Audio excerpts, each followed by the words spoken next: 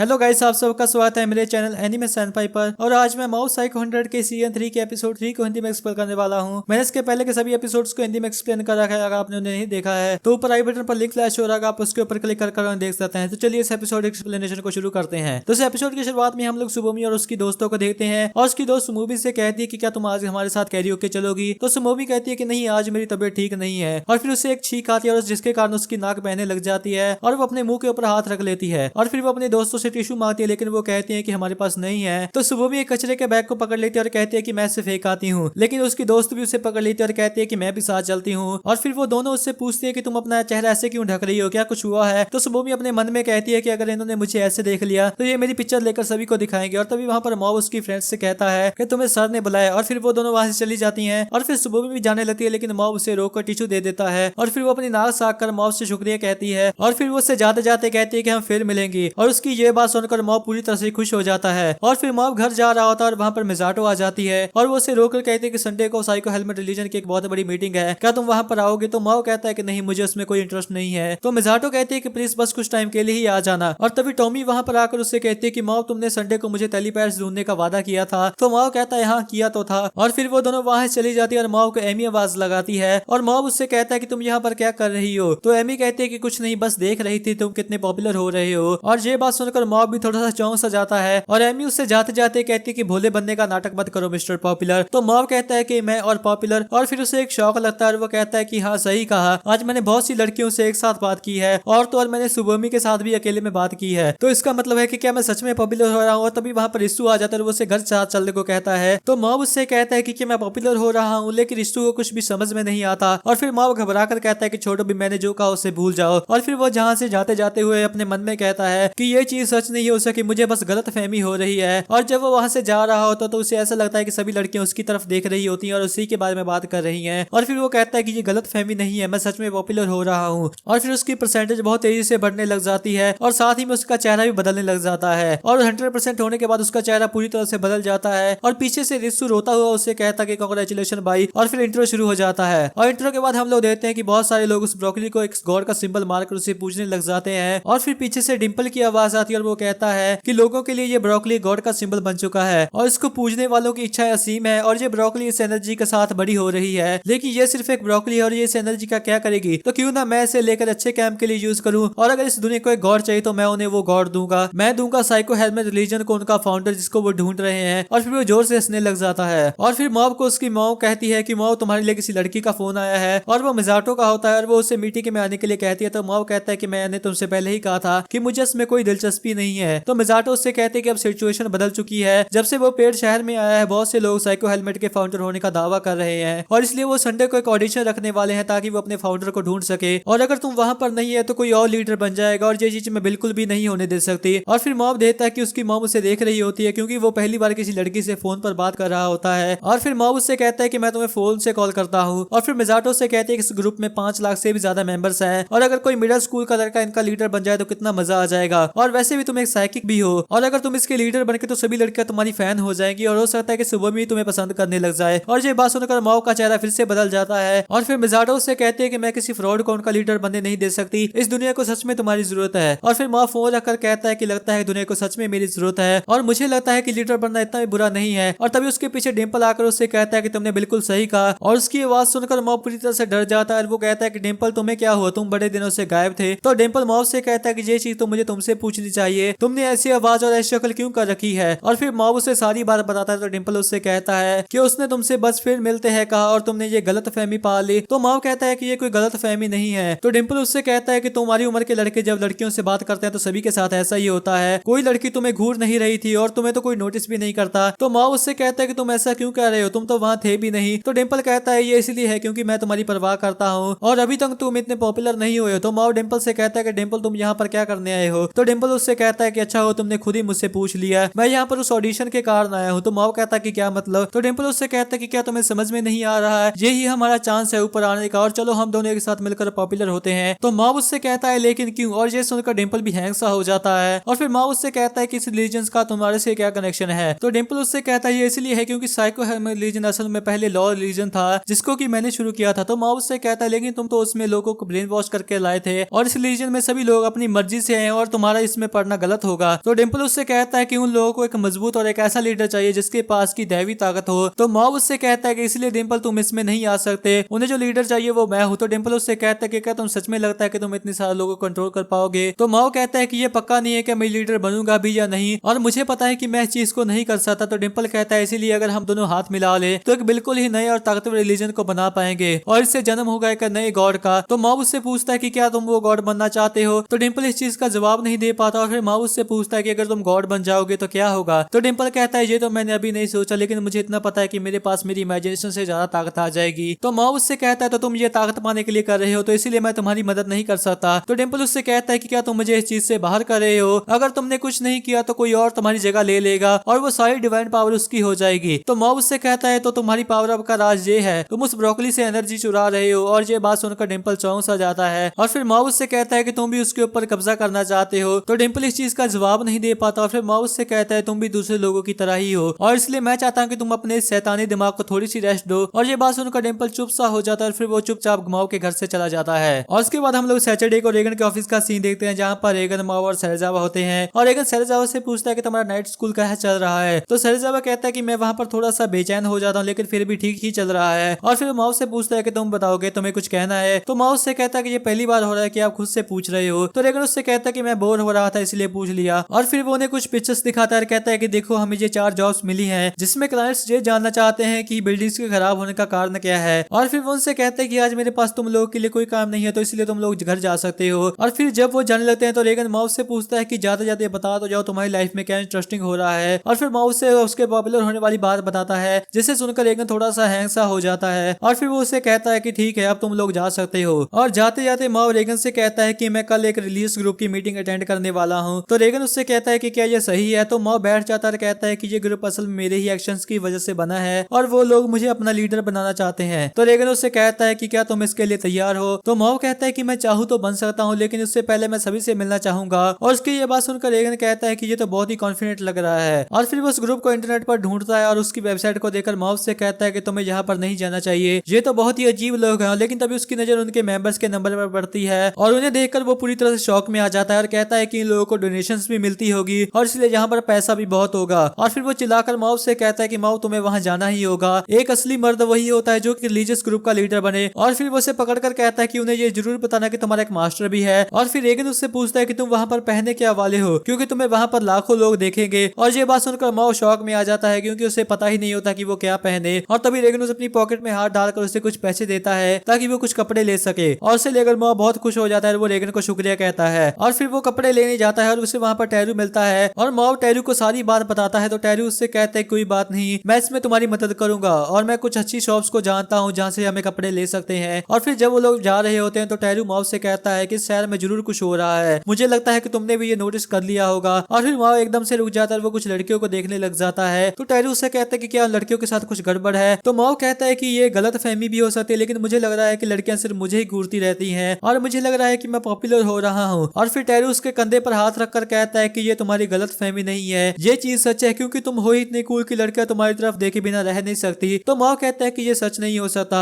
और फिर रुक कर कहता है कि ये सच भी हो सकता है। और फिर उसका चेहरा फिर से बदल जाता है और फिर वो टैरू से कहता है कि चलो इसे छोड़ो, हम लोग कपड़े लेने चलते हैं। और फिर वो दोनों कपड़े लेने लग जाते हैं और टैरू मॉब को एक येलो कलर की टी शर्ट दिलाता है और कहता है कि ये तुम्हारे ऊपर अच्छी लगेगी। तो मॉब उसे ले लेता है। और उसके बाद संडे का दिन आता है। रिसु मॉब से कहता है कि भाई क्या तुम सच में वहां पर ये पहनकर जाओगे। तो मॉब कहता है हाँ, क्योंकि हानाजावा ने स्पेशली मेरे लिए चूज की है। तो रिसु धीरे सी आवाज में बोलता है कि ठीक है जाओ। और फिर मॉब एक बेंच के ऊपर बैठकर सोच रहा होता कि आज मैं शाम को टॉमी से मिलूंगा और रात में मिजाटो से, और आज मैं सच में बहुत ज्यादा बिजी हूँ। और फिर वो क्लॉक को देखकर कहता है कि टॉमी आज लेट हो गई। और फिर हम देखते हैं कि सभी लोग मॉब की तरफ देखकर हंस रहे होते हैं। और फिर मॉब मन में कहता है कि मुझे पहले तो समझ में नहीं आया लेकिन अब लग रहा है कि ये शर्ट सच में कूल है। और फिर हम देखते हैं कि वो एक बहुत ही फनी सी मंकी डिजाइन वाली शर्ट पहने होता है। और उसके बाद हम लोग देखते हैं कि साइको हेलमेट वाले ऑडिशन के लिए लोगों को बुला रहे होते हैं। और फिर वहां पर बहुत सारे ऑर्गेनाइजेशन आई होती है और जोडो भी वहां पर आया होता है। और वो कहता है कि सिर्फ राइजिंग सन स्पिरिट यूनिट ही डिवाइन ट्री की असली ताकत को कंट्रोल कर सकती है। और उसके बाद ऑडिशन शुरू हो जाता है और एक इंसान घबराया हुआ कहता है कि क्या सब ठीक रहेगा। तो दूसरा उससे कहता है कि हाँ चिंता मत करो, हमें अपने फाउंडर पर भरोसा रखना होगा जो कि कल अचानक से हमारे सामने आ गए थे और master psycho helmet divine tree की तरफ से बोलेंगे। और इधर मॉब शाम तक वहीं बैठा रहता है और वो मिजाटो को कॉल करता है लेकिन उसका फोन बिजी आ रहा होता है। और फिर वो कहता है कि मिजाटो कहाँ पर है और उसने मुझे ये भी नहीं बताया कि ऑडिशन कहाँ पर हो रहा है। मुझे लगता है कि मुझे उसका कुछ टाइम और इंतजार करना चाहिए। और उसके बाद हम रात में देखते हैं कि रेगन भी उस ऑडिशन को देख रहा होता है और वो कहता है कि मॉब अभी तक आया क्यों नहीं, कहीं वो बाहर तो नहीं गया। और तभी वहां पर कोई आता है और रेगन कहता है लो वो आ गया, और ये कितना कॉन्फिडेंट लग रहा है। और जब उसके ऊपर लाइट पड़ती है तो रेगन उसे देखकर कहता है कि ये मॉब नहीं है। और फिर वो इंसान कहता है कि मैं इस ग्रुप का असली फाउंडर साइको हेलमेट हूँ। और फिर रेगन मॉब को फोन लगाता है लेकिन उसका फोन स्विच ऑफ आ रहा होता है। और फिर वो इंसान कहता है कि मैंने आज तक अपने आप को इसलिए छुपा कर रखा था ताकि कोई कंफ्यूजन ना हो, लेकिन उस टेररिस्ट अटैक के बाद मुझे लगा कि शहर को एक रक्षक की जरूरत है और मैं इस घटिया दुनिया को साइको हेलमेट रिलीजन की मदद से सुधारूंगा। और फिर हम मॉब को देखते हैं जिसके के फोन की बैटरी खत्म हो गई होती है। और फिर वो इंसान कहता है कि मैंने ही उस डिवाइन ट्री को बनाया है और ये मेरी और साइको हेलमेट रिलीजन की बेपरवाह फितरत की निशानी है। और पवित्र पेड़ सबकी इच्छाओं से बढ़ता है और इस दुनिया में खुशियां लाता है, और इसलिए मुझे ही ये पेड़ मानिए और इसकी पूजा करते रहिए। और बाकी की ऑर्गेनाइजेशन इस चीज को सुनकर चिल्लाने लग जाती है और कहती है कि तुम गलत हो, ये हमारे पास ज्यादा अच्छे से रहेगा। लेकिन तभी वो इंसान कहता है कि अब आप लोग मेरा चमत्कार देखिए। और फिर वहां पर सब कुछ हिलने लग जाता है और स्टेज पर कुछ जड़ें उगने लग जाती हैं। और फिर उस इंसान के नीचे एक ब्रोकली घुस जाती है। और फिर इधर मॉब ऊपर की तरफ देखता है और साथ ही में वो इंसान भी ऊपर की तरफ देखता है। और इसी के साथ ये एपिसोड खत्म हो जाता है। तो गाइस मैं होप करता हूँ कि आपको एक्सप्लेनेशन पसंद आई होगी। अगर आई तो इस वीडियो को एक लाइक कर दे और नीचे एक कमेंट भी जरूर कर दे। और नेक्स्ट एपिसोड की वीडियो कल तक आ जाएगी। अगर आप उसे मिस नहीं करना चाहते तो चैनल को जरूर सब्सक्राइब कर ले। तो मिलते हैं एक और नेक्स्ट एक्सप्लेनेशन वीडियो के साथ, तब तक के लिए टाटा बाय बाय।